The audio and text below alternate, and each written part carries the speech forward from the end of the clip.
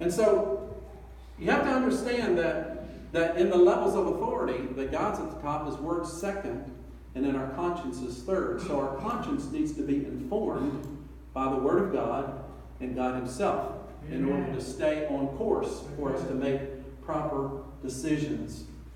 So this next number 3, the factors that dialogue with our conscience. I want to share with you how this came about, because it was very unusual for me of how these 5 things came to me. Thursday morning, I knew I was preaching on this subject, and I've been doing a lot of study and so forth. But Thursday morning when I woke up, and after the clouds kind of, left my head, I heard this voice. It wasn't an outside voice, it was an inside voice. It was very clear. I'm laying on my pillow Thursday morning and said, I'm giving you 5 factors that affect our conscience. I was like, whoa! Where did this come from? Well, I knew where it was coming from. And so I kind of like woke up and kind of roused, and the first one came, and I was like, oh yeah, I agree with that. The second one came. It's just giving me words. God's giving me words. And the second one came, and I go, wow, I don't even know what that is. And the third one came, and I'm like, I got to get out of bed and write this down. And then I noticed they were all starting with V. And then there was 2 more words to go, and I thought, is there enough V's in the vocabulary to have 2 more words? And by the time I got it written out, they were all starting with V's, which is just unusual. So again, that's the context of these that came to me. I feel like the Lord was getting my attention about how our conscience is affected by these 5 areas. Again, the Apostle Paul says in 1 Corinthians 1:2, he says, our conscience testifies that we have conducted ourselves in the world, especially in relation to you, in holiness and sincerity that are from God. We have done so not according to worldly wisdom, but according to God's grace. Here's the first one the Lord gave me. He says that our conscience is affected by our values. Our values. I agreed with the Lord on that, and I thought that was pretty good. What is values? Our personal judgment of what's important in life. Values differ between people. Values differ between families. Values differ between husbands and wife at times. But yet, what he was saying is that what we deem personally as important, how we prioritize things, affects the way we think, the way we make decisions. That's certainly true. The second word he gave is the word virtues. He says, I was like, what in the world is virtues?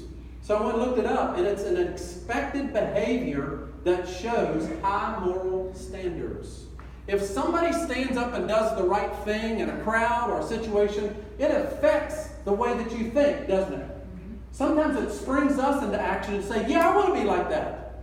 I want to do what they're doing. It springs us into action. That's a virtue. I was at a hotel. They're having breakfast a couple of weeks ago, and we were in, the hotel in the complimentary breakfast.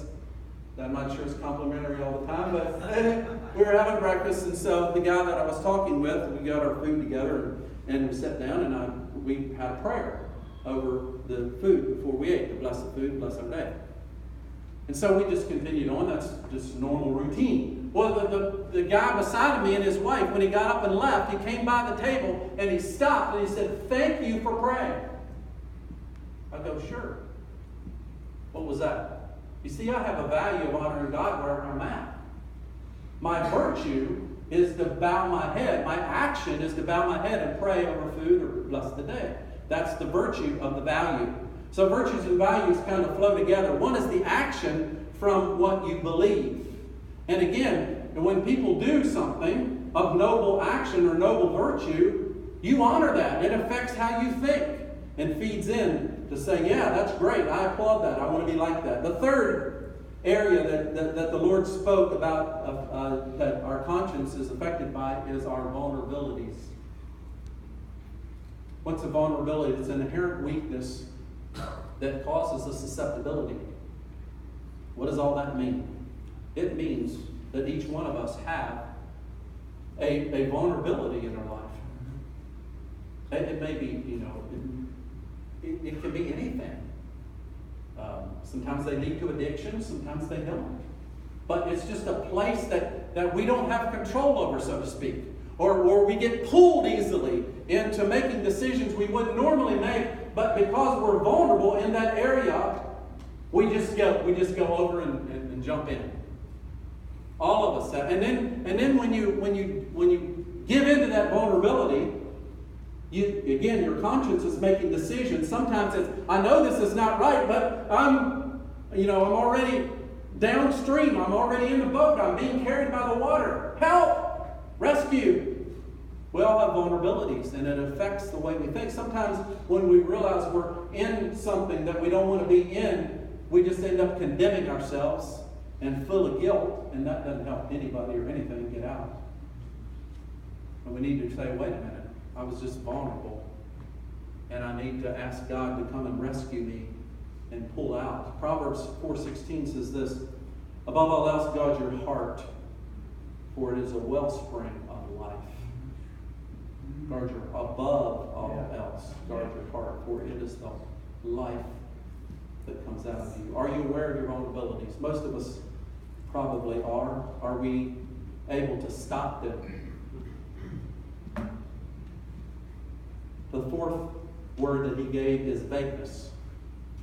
That our conscience is affected by things that are vague.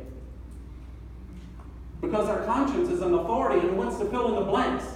Well, I don't quite understand this or see this, and so we start thinking and we're filling in the blank. Well, I believe this, or I think they should, or I know this. Where'd you get that from? It's just your conscience is filling in the blanks of something that is vague. Before Wanda and I got engaged, there was vagueness in our relationship. I didn't even know it. I was out of touch. But still am. But it was like, sometimes I wonder what she's thinking.